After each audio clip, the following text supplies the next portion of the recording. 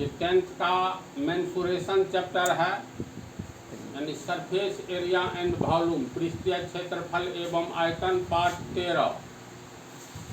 तो ये जो प्रॉब्लम है ना, किस टाइप का प्रॉब्लम है, पहले इसको पढ़ने से पहले देखिए लो इसका कहना क्या है। जैसे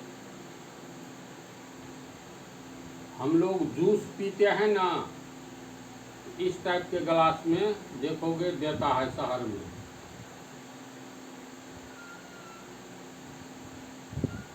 ये बेलनाकार होता है गिलास।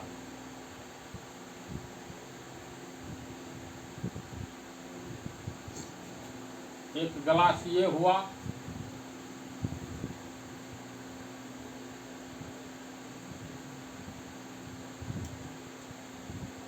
मान लो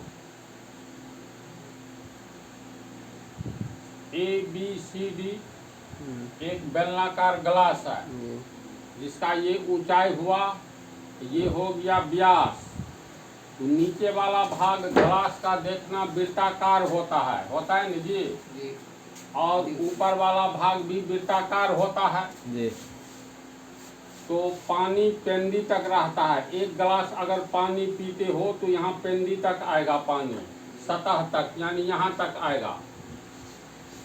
लेकिन ऐसा भी गिलास होता है, इसमें जैसे 1 लीटर मान लो दूध पीना है, तो इसका वास्तव में आयतन कितना हुआ? संपूर्ण बेलन का आयतन 1 लीटर है। इसी गिलास में एक ऐसा भी गिलास आता है जूस वाला, जैसे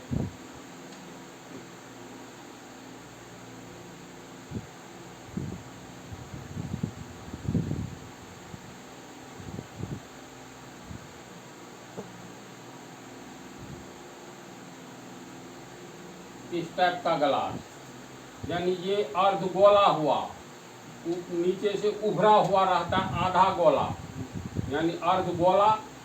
ये वाला भाग खाली रहता है। तो इसका वास्तव में आयतन देखो इतना ही हुआ, जिसको हम रंग रहे हैं।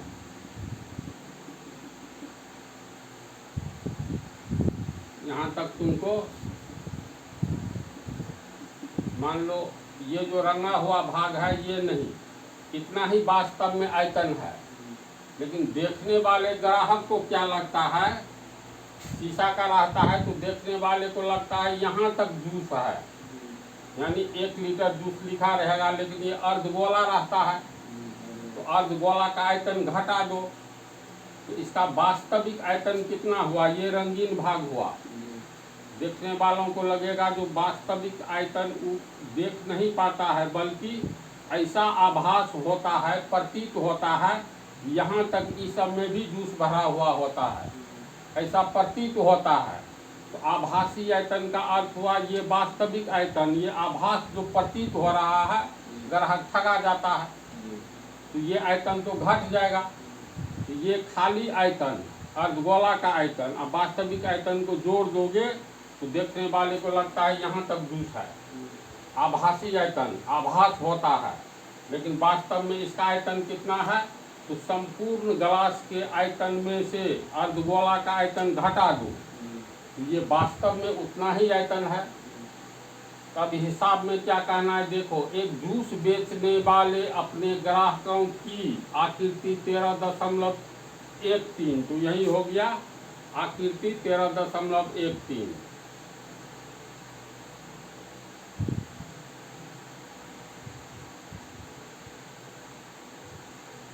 एक जूस बेचने वाले अपने ग्राहकों की आकृति 13.13 में दर्शाए गए गिलासों से जूस देता था, इससे इसको जूस देता था।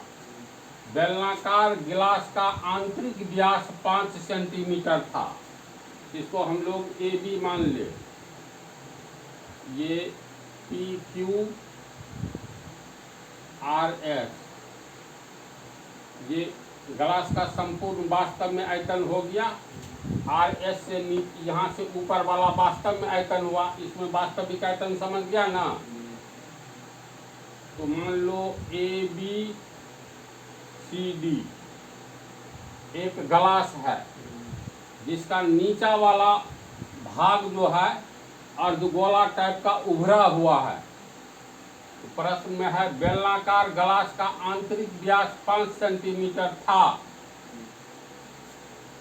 आंतरिक व्यास का मतलब सी से डी तक, ये तुमको सी डी यानी सी डी दिया हुआ है 5 सेंटीमीटर, ये व्यास है डी बराबर 5 सेंटीमीटर। तो बीच में मध्य बिंदु तुमको केंद्र होगा, यहाँ का मध्य बिंदु को ओ डैश मान लो, ठीक है। जितना सी डी है ऊपर वाला वृत्ताकार भाग भी उतना ही होता है बेलन में, बेलनाकार है तो सी डी जितना व्यास है ए बी डी उतना हो गया। व्यास का आधा यानी ओ डी या ओ सी आर हो गया, त्रिज्या ये भी आर हो गया। तो डी का आधा, व्यास का आधा त्रिज्या होता है, तो त्रिज्या 5 का आधा 2.5 सेंटीमीटर होगा। इसके बाद व्यास 5 सेंटीमीटर था, परंतु ग्लास के नीचे आधार में यानी तली में एक उभरा हुआ अर्धगोला था। यही अर्धगोला ऊपर की ओर उभरा हुआ है, जिससे ग्लास की धारिता यानी आयतन वॉल्यूम कम हो जाती थी, वास्तव में कम हो जाएगी। यदि एक ग्लास की ऊंचाई 10 सेंटीमीटर थी, ऊंचाई हो गया बी से डी तक, ये हो गया एच, ये 10 सेंटीमीटर है, ठीक। तो ग्लास की आभासी धारिता तथा उसकी वास्तविक धारिता ज्ञात कीजिए। यानी आभास हो रहा है यहाँ तक अर्धगोला का आयतन सहित वास्तविक आयतन, ये आभास होता है। वास्तविक धारिता हो गया, अर्धगोला का आयतन घटा दो पूरे ग्लास के आयतन से तो वास्तविक धारिता निकल जाएगा, है ना। कहता है पाई का मान 3.14 लीजिए। तो हम लोग पहले पूरे ग्लास का आयतन निकालेंगे, संपूर्ण ग्लास का आयतन। तो या वास्तविक आयतन ही निकालते हैं, ग्लास का वास्तविक आयतन।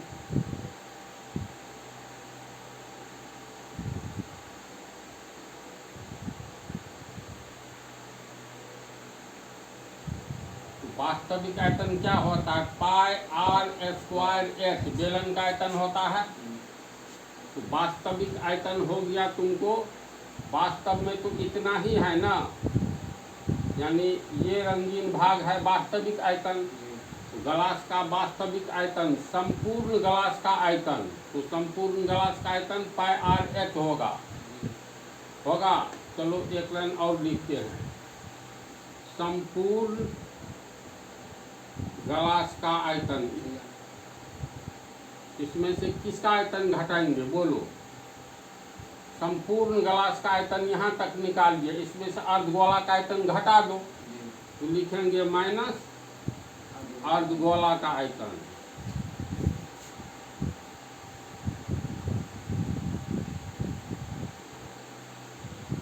बात को समझा।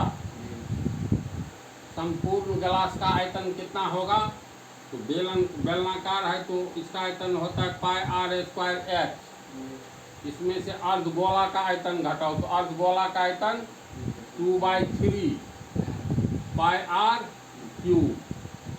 तो इसमें से कॉमन पाई आर स्क्वायर ले लो, तो पाई आर स्क्वायर कॉमन ले लिए, तो इसमें एच बचा, इसमें 2/3 बचा, एक तो आर बच गया। तो पाई का मान कहता है 3.14 लीजिए, तो 3.14 गुने आर का मान हो गया तुमको 2.5 cm गुने 2.5 cm। फिर कोस एच का मान हो गया तुमको ये 10 सेंटीमीटर, तो 10 सेंटीमीटर माइनस 2/3 गुने आर का मान हो गया 2.5 cm। तो ये हम लोग निकाल रहे हैं ग्लास का वास्तविक आयतन, है ना। तो 3.14 25 25 625, 2 अंक के बाद दशमलव, cm को गुना कर दो, cm स्क्वायर होगा। पोस्ट में cm कॉमन ले लो, तो 3×30 माइनस 2/3 होगा ना? नहीं होगा, गलती होगी। गुना 2.5 से है तो एक राउंड और चलो, 10 सेंटीमीटर माइनस 25 दूनी 50, दशमलव है तो 5/3 cm। अब ये हो गया तुमको 3.14 गुने 6.25 cm स्क्वायर, 3×30, 30 cm में से 5 cm घटा दोगे 25 cm/3 होगा हल करके। ये तो भिन्न जोड़ है, 3×30 cm माइनस 5 cm, 25 cm/3 यानी 25/3 cm। इतना तक समझा? इस दोनों को गुना करोगे तो इतना आएगा, ये तो गुना है, फिर 25/3 ऊपर वाला को गुना करोगे तो इतना आएगा, 3 से फिर भाग देने पर फाइनली रिजल्ट इतना आएगा। ये ग्लास का वास्तविक आयतन पूछ रहा है ना, वास्तविक धारता, तो वास्तविक धारता ये हुआ पहला आंसर। दूसरा कहता आभासी धारता। आभासी धारता में तुम लोग को बोल दिए हैं संपूर्ण बेलन का आयतन, यानी ये वास्तविक धारता जोड़ अर्धगोला का आयतन कहो या संपूर्ण बेलन का आयतन निकाल लो। तो संपूर्ण बेलन का आयतन होता है πr²h। पाई का मान 3.14, आर का मान हो गया 2.5 cm, r² है तो 2.5 cm, h हो गया तुमको 10 cm। तो ये तुमको हो जाएगा 3.14। 25 को गुना करोगे 625, यहाँ दशमलव होगा, cm को ये 10 और cm को गुना करेंगे तो r² h 1 2 3 बार cm है तो cm³ होगा ना।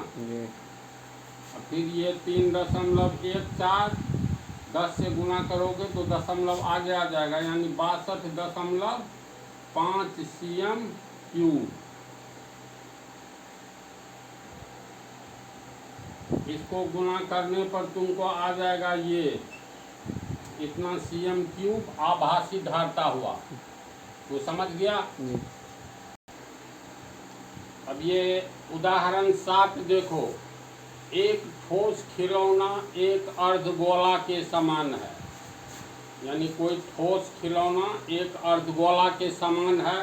तो हम लोग चित्र बनाते हुए आगे बढ़ेंगे, सिर्फ यहाँ तक चित्र बनाएंगे। तो एक ठोस खिलौना एक अर्धगोला के समान है, तो चलो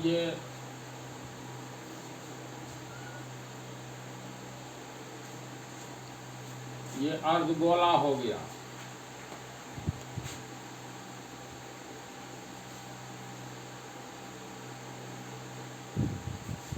ठीक है, ये इसका व्यास हो गया, ये AB। एक ठोस खिलौना एक अर्धगोला के समान है, ये ठोस है और अर्धगोला है, जिस पर एक लंब वृत्तीय शंकु अध्यारोपित है। यहाँ तक आओ। लंब वृत्तीय शंकु का अर्थ हो गया, जैसे हम लोग शंकु ऐसे बनाते हैं,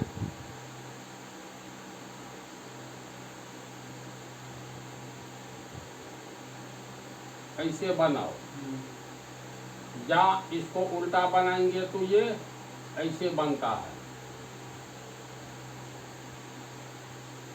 तो लंब वृत्तीय का अर्थ हुआ ये शंकु का वृत्ताकार भाग हुआ ना, तो ये केंद्र हुआ। ये ABC कोई शंकु है, तो यहाँ से तू लंब डालो, ये शंकु की AO ऊंचाई हो गया, ये केंद्र हो गया, इसी को कहेंगे लंब वृत्तीय शंकु। समझ गया? इसके अनुसार इस अर्धगोला पर एक लंब वृत्तीय शंकु है, यानी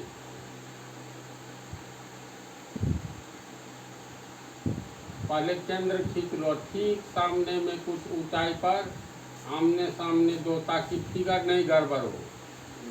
अब इसको मिलाएंगे।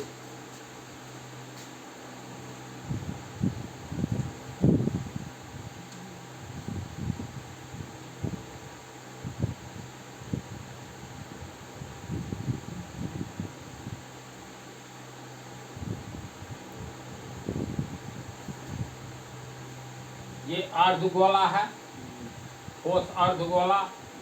इस पर ये CAB लंब वृत्तीय शंकु है। इसका मतलब यहाँ से लंब डालेंगे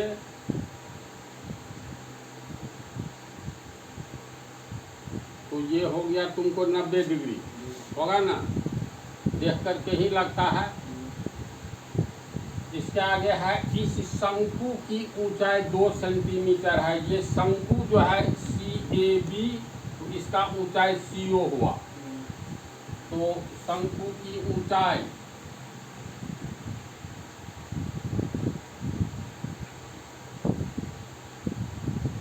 h, शंकु की ऊंचाई को मान लेते हैं h, ठीक है। ये CO हो गया ऊंचाई, ये दिया है कितना, 2 सेंटीमीटर। और आधार का व्यास 4 सेंटीमीटर है। ये शंकु जो है, इसका वृत्ताकार भाग ये हुआ, तो इसका व्यासीन है। आधार का व्यास 4 सेंटीमीटर है, तो व्यास AB हो गया ना। ये अर्धगोला का भी व्यास AB हुआ। इस पर इसका सेटिंग है, अध्यारोपित का मतलब सेटिंग इस तरह से है, जो शंकु का वृत्ताकार भाग और अर्धगोला का वृत्ताकार भाग एक हो गया। तो उस आधार का व्यास 4 सेंटीमीटर है, यानी AB आधार का व्यास हो गया। तो आधार का व्यास, इसको D से सूचित करेंगे, ये हो गया AB। कितना व्यास, 4 सेंटीमीटर। यहाँ तक हम लोग हिसाब लिखे 4 सेंटीमीटर, इसलिए त्रिज्या आधा होगा। 4 सेंटीमीटर का आधा 2 सेंटीमीटर। इस खिलौने का आयतन निर्धारित कीजिए। चलो यहाँ तक हम लोग हिसाब बनाते हैं, आगे नहीं बढ़ो। क्वेश्चन पूछ दिया ना, ये जो खिलौना है इसका आयतन निर्धारित कीजिए। तो इस खिलौने का आयतन कितना हो जाएगा, तो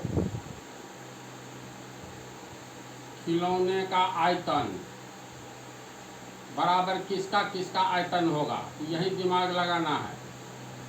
खिलौने का आयतन में जुट जाएगा तुमको अर्धगोला का आयतन प्लस शंकु का आयतन, जुटेगा ना। तो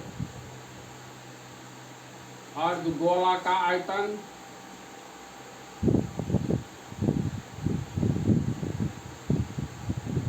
प्लस शंकु का आयतन।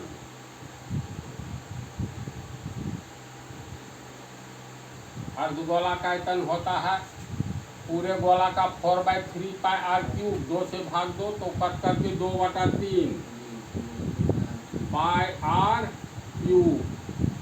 शंकु का आयतन 1/3 पाई r स्क्वायर h। यही r अर्धगोला का भी है AO, और यही r ये शंकु के वृत्ताकार भाग का है। तो r का मान समान है, नहीं तो डिफरेंट रहता। तो R1 R2 मानते। इसमें कॉमन क्या क्या नज़र आ रहा है, 3 नीचे में, यानी 1/3, 2 इसमें नहीं है। फिर पाई r क्यूब है, पाई r स्क्वायर, तो पाई r स्क्वायर कॉमन ले लो। इधर बच गया तुमको 3 कॉमन लिए, पाई r 2r बच गया। इधर बच गया 1/3 पाई r स्क्वायर कॉमन है, तो ओनली h बचा। अब 1/3 पाई का मान देखो यहाँ है 3.14 लीजिए, तो 3.14 r का मान हो गया 2 सेंटीमीटर को 2 बार गुना करेंगे, 2 दूनी 4 सेंटीमीटर स्क्वायर होगा ना। तो 4 CM स्क्वायर फिर कोस 2, R का मान हो गया 2 सेंटीमीटर प्लस H का मान कितना हो गया 2 सेंटीमीटर। CO दिया हुआ है ना, H हाँ 2 सेंटीमीटर।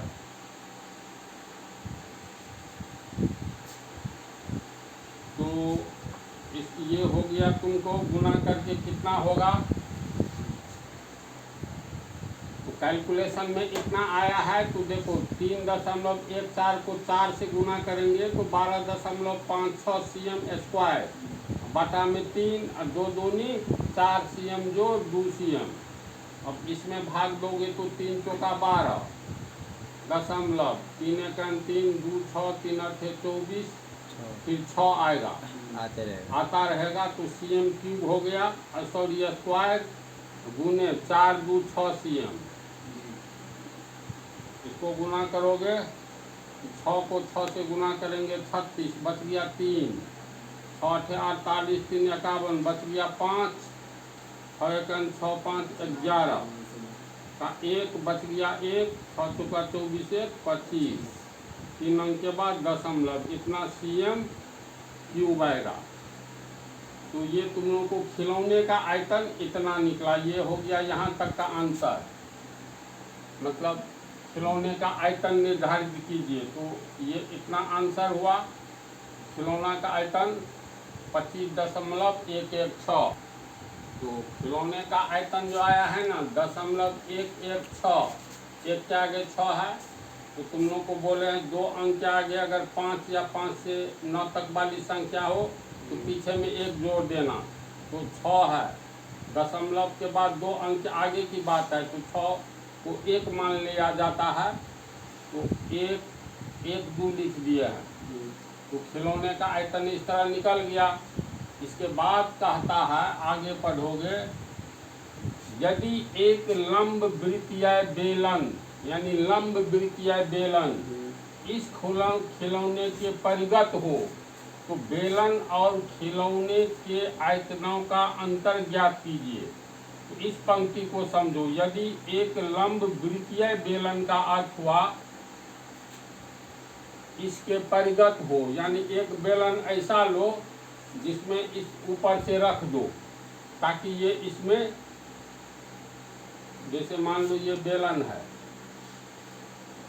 अलग से दिखाते हैं। बेलन का नीचे वाला भाग नहीं बंद करके हम ऊपर वाला नहीं खुला दिखाते हैं, बल्कि नीचे वाला ही खुला दिखाते हैं। उल्टा बेलन है ये, समझा बात को। तो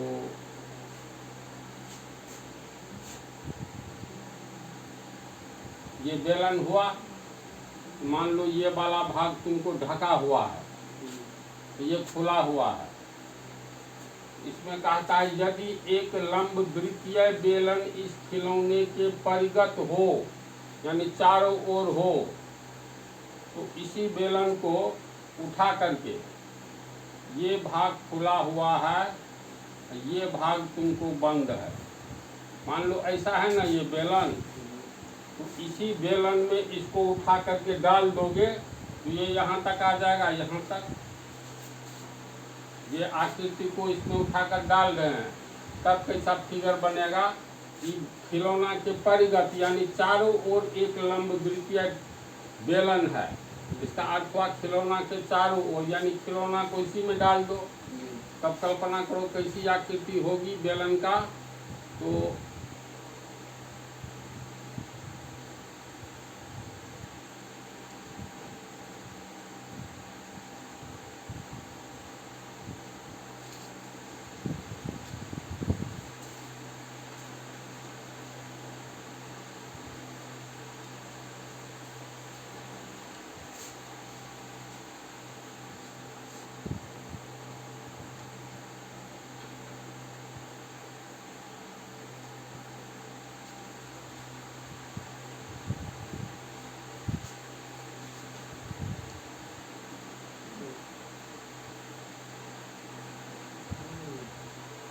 इस टाइप की आकृति होगी। नीचे में जो है ये बेलन इस टाइप का है, तो ये दूसरा वृत्ताकार भाग हुआ।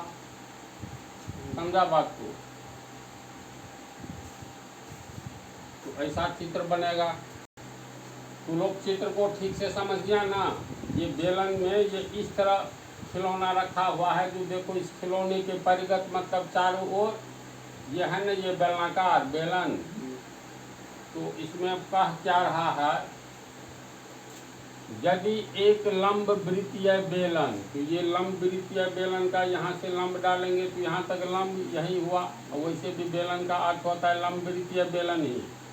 तो यदि एक लंब वृत्तीय बेलन इस खिलौने के परिगत हो, चारों ओर हो, तो बेलन और खिलौने के आयतनों का अंतर ज्ञात कीजिए। खिलौना का अंतर हम लोग तो निकाल लिए हैं, और अब बेलन का आयतन कितना होता है, तो बेलन का आयतन होता है पाई आर स्क्वायर गुने H.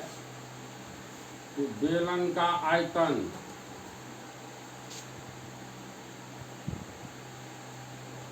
Pi are square H. यहाँ पर हम लोग CO को H माने हैं। तो ये बेलन का ये ऊंचाई कहाँ तक होगा, ये बेलन के लिए ऊंचाई है। तो बेलन तो यहाँ से लेकर के यहाँ तक है, यानी ये ऊंचाई हुआ। अगर हम लोग इसको नीचे की ओर बढ़ा देंगे तो मान लो ये बिंदु D है, ये बेलन का वृत्ताकार भाग है। तो केंद्र तक तो ये खिलौना ही आ गया है ना। तो इसको मान लेते हैं AB, CD, इसको EF मान लो। तो पाई आर स्क्वायर एच, इसको H डैश कर देते हैं। यहाँ बेलन की ऊंचाई H डैश कितना हो गया, H डैश बराबर बेलन की ऊंचाई हो गया। और ऊंचाई है कितना, ध्यान से देखोगे तो CD है, यानी ये CD है ऊंचाई, ये हो गया CD। CD कितना है तो देख लो। CD को हम लोग H1 माने हैं, तो पहले CD है कितना, तो CD बराबर CO जोड़ OD होगा, यानी CO जोड़ OD। CO कितना है, 2 सेंटीमीटर। ये तो तुमको शंकु की ऊंचाई है, ये दिया हुआ है 2 सेंटीमीटर। ये हो गया 2 सेंटीमीटर। OD कितना है बोलो, ये OD जो है ये वास्तव में ये तो त्रिज्या है अर्धगोला का। OB, OA, OD यहाँ तक खींचेंगे तो केंद्र है, तो अर्धगोला का केंद्र है, तो त्रिज्या यहाँ तक आएगा ना। तो OD बराबर OB बराबर OA, तो त्रिज्या हो गया OA और BE एक समान है। तो OA का मान कितना है, ये रेडियस 2 सेंटीमीटर, तो ये हो गया 2 सेंटीमीटर, ये भी हो गया 2 सेंटीमीटर, ये भी हो गया 2 सेंटीमीटर, यानी OD ये हो गया R, OB ये भी हो गया R, OA ये भी हो गया R। तो R का मान 2 सेंटीमीटर, OD तो 2 सेंटीमीटर बराबर 4 सेंटीमीटर। H1 का पाई का मान कहता है 3.14। R स्क्वायर, R का मान हो गया 2 सेंटीमीटर, तो 2 दूनी 4 cm स्क्वायर होगा गुने H1 CD बराबर 4 सेंटीमीटर। तो अब सीधा गुना है 3.14 सेंटीमीटर स्क्वायर, और सेंटीमीटर को गुना करेंगे तो सेंटीमीटर क्यूब होगा। 4 चुका 16 cm क्यूब। इसको डायरेक्ट गुना कर लो, 16 चुका 64 का 4, हाथ में बचा 6, 16 का 16 6 22, हाथ में बचा 2, 16 3 48 2 50, 2 अंक के बाद दशमलव, इतना cm क्यूब। ये हो गया तुमको बेलन का आयतन 50.24 सेंटीमीटर क्यूब। यहाँ लिख देते हैं मिटा करके ये हुआ 50.24 cm3। इसके बाद इसका कितना हुआ था, और खिलौना का अंतर कहता है ना, तो खिलौने का आयतन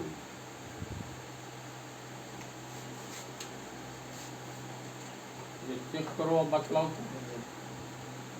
कहता है बेलन और खिलौने के आयतनों का अंतर। बेलन का इतना है, खिलौने का इतना है। अंतर का मतलब बेलन के आयतन में से खिलौने का आयतन घटा दोगे तो घटाओ, ये 51 है, मतलब 5 1 है, 4 में से 1 गया 3, 12 में से 5 गया 7 दशमलव, ये बच गया 9 में से 5 गया 4, ये बच गया 4 में 2 गया 4। इतना सेंटीमीटर क्यूब का अंतर है। दूसरा आंसर ये हुआ। पहला आंसर समझ गया तो इस तरह हिसाब को समझ गया ना। तो अब अगले पार्ट में